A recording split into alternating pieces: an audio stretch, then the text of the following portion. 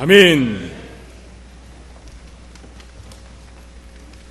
하나님께서는 예배하는 자들을 찾으십니다. 특별히 영과 진리로 하나님을 예배하는 자들을 만나주시고 그 예배를 기쁘게 받으십니다. 2월 예배의 감사의 달을 맞이하여 특별히 오늘 첫 주일 예배 주일을 맞이하여 하나님 앞에 하나님께서 기쁘게 받으시는 산 예배를 드리시는 예배자가 되시기를 주님의 이름으로 간절히 축원합니다. 아멘. 스웨덴의 한 마을에서 여자아이가 태어났습니다. 모든 이들의 이 축복을 받아야 할 사랑스러운 이 아기는 안타깝게도 두 팔이 없고 한쪽 다리가 짧은 장애를 안고 태어났습니다. 의사는 부모에게 이 아이는 정상적인 생활이 불가능하니까 국가가 운영하는 보호소에 맡기는 게 좋겠습니다 라고 말을 했습니다. 그러나 부모는 이 의사의 제안을 거절하고 이렇게 답했습니다. 이 아이는 하나님이 주신 선물입니다. 전 이 아이를 정상아와 똑같이 키울 겁니다. 그때부터 부모는 이 아이를 정성을 다해 키웠습니다.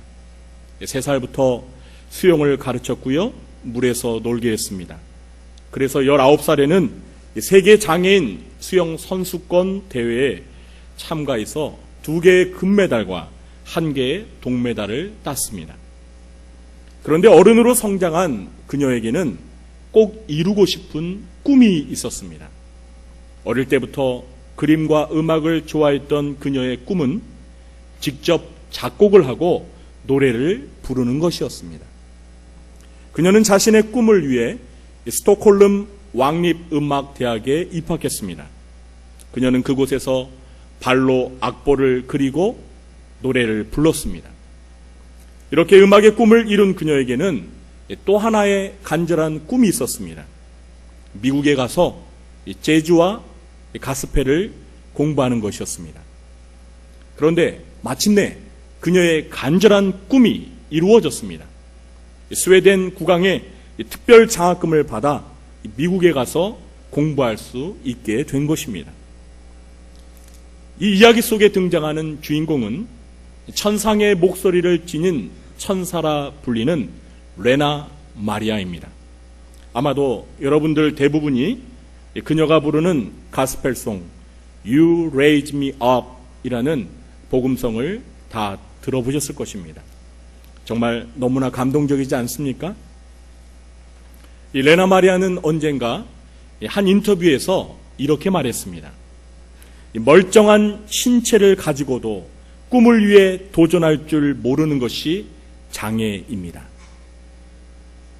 사랑하는 성도 여러분, 오늘 저는 이 꿈이라는 주제를 다루려고 합니다. 오늘 우리가 읽은 이 창세기 37장은 꿈의 장이라고 해도 과언이 아닙니다. 오늘 우리가 읽은 이 본문 속에 이 꿈이라는 낱말이 무려 7번씩이나 등장하고 있기 때문입니다. 오늘 본문에는 우리가 잘 아는 요셉이 등장합니다. 우리가 요셉을 소개할 때 이 가장 먼저 떠오르는 단어가 있다면 그것은 분명 꿈일 것입니다. 요셉의 인생은 이 꿈을 빼놓고는 결코 설명할 수가 없습니다. 요셉은 그의 형들이 이 37장 19절에서 붙여준 별명처럼 꿈꾸는 자, 곧 꿈쟁이였습니다. 오늘 본문은 요셉이 17살, 그러니까 청소년 시절에 꾸었던 이 2가지 꿈에 관하여 우리에게 소개하고 있습니다. 첫 번째 꿈은 이 밭에서 형들의 곡식단이 자기의 단을 둘러서서 절하는 내용의 꿈이었습니다. 그리고 두 번째 꿈은 하늘의 해와 달과 11별이 모두 자기에게 엎드러 절을 한다는 꿈이었습니다. 이 꿈의 내용은 굳이 해몽가가 아니어도 그 꿈이 무엇을 의미하는지 누구든지 쉽게 이해할 수 있는 내용이었습니다. 요셉이 꾼 꿈의 내용대로라면 장차 요셉의 11 형제들뿐만 아니라 요셉의 부모까지도 모두가 요셉을 향해 엎드려 절하게 된다는 것입니다. 바꿔 말하면 요셉이 왕처럼 고귀한 신분이 되어서 부모와 형제들을 다스리게 된다는 것입니다. 요셉은 아마도 자기가 꾼 꿈의 내용들을 형제들과 이 부모님에게 말하면 온 가족이 모두가 좋은 꿈이라고 기뻐하고 축하해 줄 거라고 생각했던 것 같습니다. 그러나 솔직히 이러한 꿈 내용을 듣고서 이 당사자들인 요셉의 형제들과 부모가 이 기뻐했을 리는 만무한 것입니다. 잘 아시다시피 요셉은 이 꿈으로 인해서 형제들에게 시기와 미움을 사게 되고 또 요셉을 아끼고 편애했던 아버지 야곱에게마저 꾸지람을 듣게 되었습니다.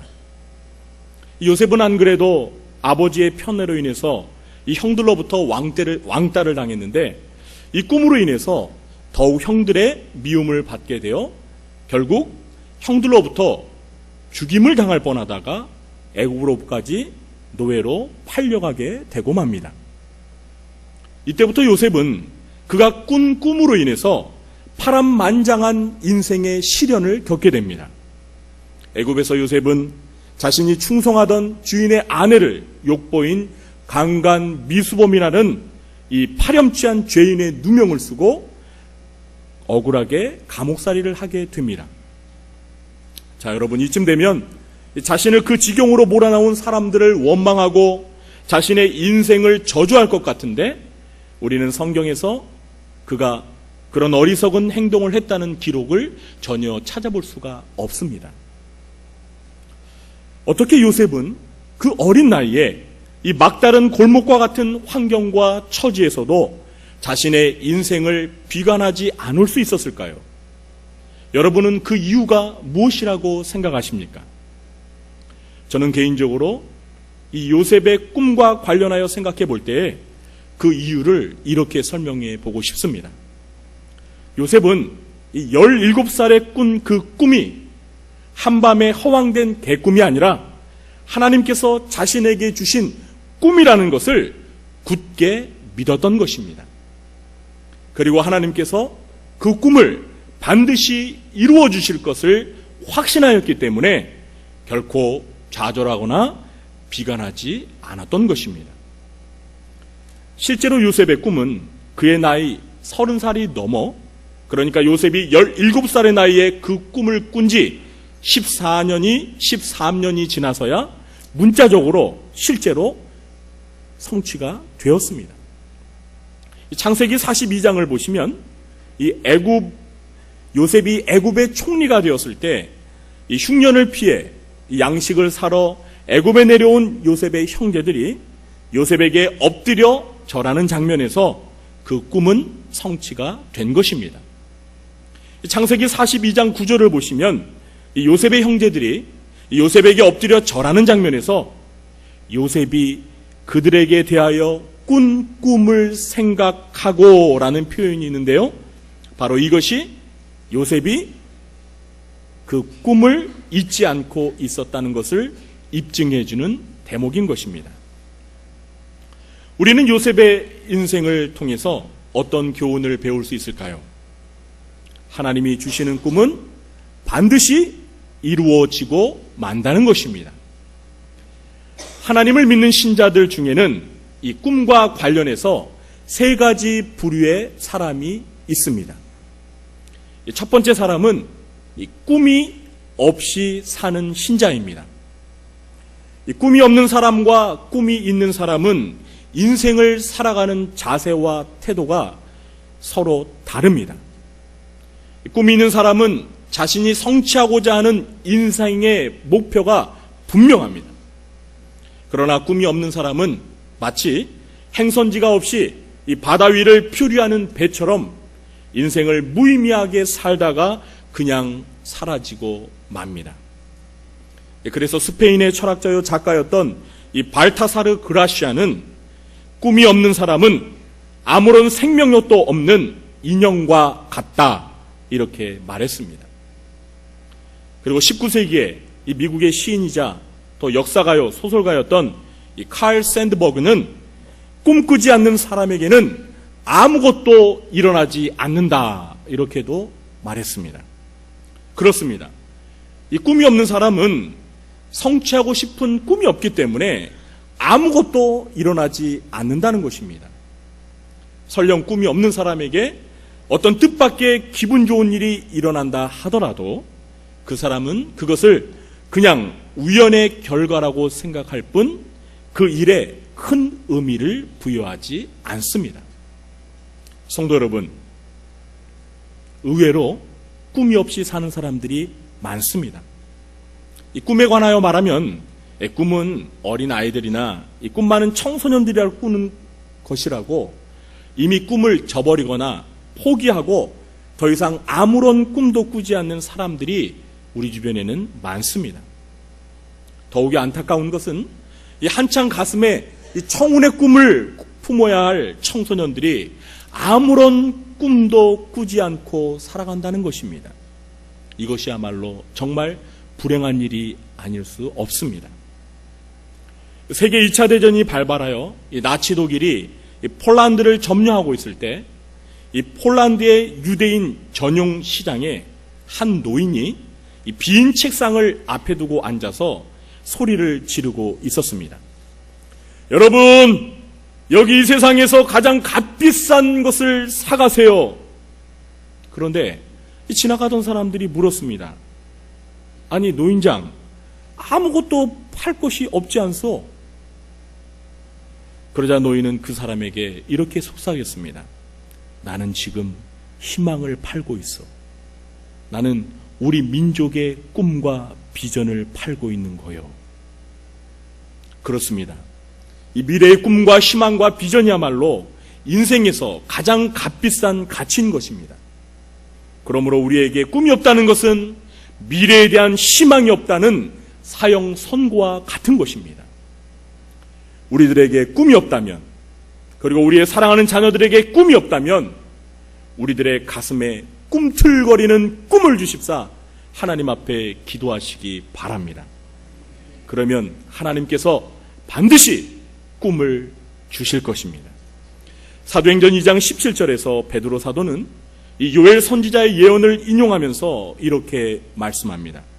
하나님이 말씀하시기를 말세에 내가 내 영을 모든 육체에 부어주리니 너희의 자녀들은 예언할 것이요 너희의 젊은이들은 환상을 보고 너희의 늙은이들은 꿈을 꾸리라. 이 예언이 우리 교회 안에 있는 모든 성도들 가운데 그대로 이루어지게 될 것을 주님의 이름으로 축원합니다. 이 두 번째 부류의 사람은 이 꿈은 있지만 하나님과는 아무런 상관이 없는 이 개인적인 야망의 수준에 불과한 꿈을 꾸며 사는 신자입니다. 분명 꿈이 없는 사람보다는 꿈이 있는 사람들이 더 의미 있는 삶을 살 가능성이 많은 것은 사실입니다. 그러므로 우리는 꿈이 있는 자가 되어야 합니다. 그런데 이 꿈이 있는 것도 중요하지만 그보다 더 중요한 것은 어떤 꿈을 꾸느냐 하는 것입니다. 하나님을 믿는 신자라면, 성도라면 신자다운, 성도다운 꿈을 가져야 합니다. 그런데 신자가 신자답지 않은, 성도답지 않은 꿈을 꾸며 산다고 생각해 보십시오. 하나님을 믿지 않는 사람들이 꾸는 꿈은 하나님과는 아무런 상관이 없는 이 개인적인 욕심과 야망을 이루고자 하는 것이 대부분입니다. 그런데 문제는 이 하나님을 믿는 그리스도인들조차도 이런 개인적인 야망의 수준의 꿈을 꾸며 이런 꿈의 성취를 위해 기도하며 사는 사람들이 교회 안에 많다는 사실입니다. 그저 남들보다 좋은 대학에 들어가고 부와 명예와 높은 지위를 얻어서 성공과 출세하는 것을 꿈으로 삼고 그것이 인생의 가장 중요한 목표로 사는 경우가 많다는 것입니다. 성도 여러분, 제 말을 오해하지 마시기 바랍니다. 좋은 대학에 들어가는 것, 부와 명예와 높은 지위 그 자체가 잘못됐다는 것을 말하는 것이 결코 아닙니다. 그것들이 우리의 마음과 인생을 지배하는 가장 중요한 꿈이 되어서는 안 된다는 것을 말씀드리는 것입니다. 만일 우리가 이 세상 사람들이 추구하는 이 개인적인 야망을 인생의 가장 중요한 꿈으로 여긴다면 기억해야 할 사실이 있습니다. 그것은 그런 꿈이 실현되면 자기 자신은 만족할 수 있어도 하나님을 만족시킬 수는 없다는 것입니다. 그런 꿈이 실현되면 개인에게는 영광이 될 수 있을지는 몰라도 하나님에게는 결코 영광이 되지 않는다는 것입니다. 꿈과 관련해서 마지막 세 번째 부류의 사람은 요셉처럼 하나님이 주신 꿈을 붙들며 사는 신자입니다. 꿈의 사람 요셉의 삶을 통해서 깨닫게 되는 중요한 교훈은 하나님이 주신 꿈은 좌절되거나 사라지지 아니하고 반드시 이루어지고 만다는 것입니다. 이 사실을 믿으십니까? 비록 현실적으로 이 꿈이 실현되지 않을 것 같더라도 반드시 하나님의 꿈은 성취되고야 맙니다. 물론 다소 시간이 걸릴 수는 있습니다. 그러나 하나님의 꿈은 반드시 실현됩니다. 또 한 가지 요셉의 꿈을 통해서 우리가 기억해야 할 사실은 우리가 이 하나님이 주신 꿈을 꾼다고 해서 그 꿈이 저절로 성취되지는 않는다는 것입니다. 하나님의 꿈은 그 꿈의 성취 과정에서 고난과 시련과 역경의 터널을 통과함으로써 성취된다는 것입니다. 요셉을 보십시오. 17살에 받은 꿈이 13년이 지나 30살이 되어서야 실현되었습니다. 그러나 그 꿈이 실현되기까지 요셉은 인고의 세월을 견뎌야 했습니다. 그렇습니다. 하나님의 꿈은 반드시 실현되지만 그 꿈은 저절로 쉽게 실현되는 것이 아니라 믿음의 실현과 연단의 과정을 통해서 실현된다는 것입니다. 이렇게 하나님이 주신 꿈의 성취를 경험하게 되면 누구보다 먼저 하나님께 영광이 되고 하나님을 만족시키게 됩니다. 그리고 당연히 자기 자신도 만족과 기쁨을 맛보게 되겠죠. 그뿐만이 아닙니다. 많은 사람들에게 커다란 유익과 축복을 안겨다 줍니다.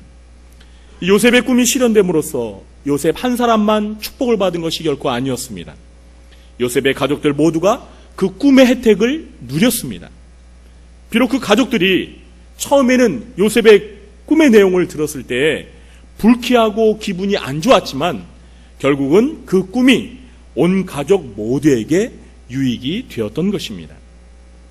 사랑하는 성도 여러분, 저와 여러분은 꿈이 있으십니까? 그 꿈이 어떤 꿈이십니까? 저는 우리 구리중앙교회 성도님들 모두가 꿈이 있는 성도님들이 되시기 간절히 소망합니다. 그리고 그 꿈이 하나님이 주신 꿈이기를 더욱 간절히 축원합니다. 그래서 여러분 모두가 이 요셉처럼 하나님의 꿈이 실현되는 기쁨과 행복을 맛보며 분명한 목표가 있는 의미 있는 삶을 살게 되시길 주님의 이름으로 축원합니다. 또한 저는 성도 여러분 개인뿐만 아니라 우리 구리중앙교회 역시도 꿈이 있는 교회가 되기를 소원합니다. 일반적으로 우리는 이 교회의 꿈을 비전이라고 부릅니다. 이 비전의 정의는 다양하지만 저는 간단히 이 내다 보이는 미래상이라고 정의해보고 싶습니다. 여러분께서는 이 본당 왼쪽 벽면에 이 구리중앙교회의 비전과 5대 핵심 가치가 적혀있는 현수막을 보고 계십니다. 이것은 이번 주에 새로 바뀐 이 주보의 앞 표지에도 분명히 적혀 있습니다. 저는 우리 구리중앙교회 후임 목사로 청빙을 받으면서 이 비전과 핵심 가치를 앞으로 우리 구리중앙교회가 추구해야 할 가장 중요한 목표로 삼겠다고 청빙위원회에 제시한 바가 있습니다. 저에게는 꿈이 있습니다. 우리 구리중앙교회가 초대 예루살렘 교회처럼 건강하게 성장하는 사도행전적인 교회가 되는 것입니다. 저에게는 꿈이 있습니다. 우리가 매주일 모여 예배할 때마다 이곳에 오순절에 임하신 하나님의 임재가 충만하여서 우리 모두가 하나님을 인격적으로 만나고 천국을 경험하여 일주일 동안 그 주일 예배의 감격이 지속되고 다가올 주일 예배를 사모하며 간절하게 기다리는 그런 예배를 드리는 것입니다. 저에게는 꿈이 있습니다. 저와 우리 구리중앙교회 성도님들이 예수님을 믿어 하나님의 자녀가 되었다는 그 단 하나의 사실만으로도 나의 인생은 성공했고 나는 가장 큰 축복을 받은 행복한 사람이라는 확신을 가지고서 감사하며 행복하게 사는 모습을 보는 것입니다. 저에게는 꿈이 있습니다. 저와 우리 구리중앙교회 성도님들이 같은 하나님을 아버지라 부르는 하나님의 자녀들로서 친가족과 같이 서로를 진심으로 아끼고 사랑하는 사랑의 공동체가 되는 것입니다. 저에게는 꿈이 있습니다. 저와 여러분이 하나님이 주신 각자의 재능과 은사를 힘껏 발휘하며 헌신된 일꾼으로 신명나게 봉사하는 모습을 보는 것입니다. 저에게는 꿈이 있습니다. 저와 우리 구리중앙교회 성도님들이 예수님의 인격과 성품을 본받아 작은 예수가 되어 믿지 않는 사람들에게 예수님이 누구이신지를 우리의 삶을 통해 보여주며 예수 그리스도를 전하는 전도자가 되는 것입니다. 저에게는 또 꿈이 있습니다. 우리 구리중앙교회가 구리시 지역에서 가장 많은 어린이들과 청소년들로 가득 차고 넘치는 교회가 되는 것입니다.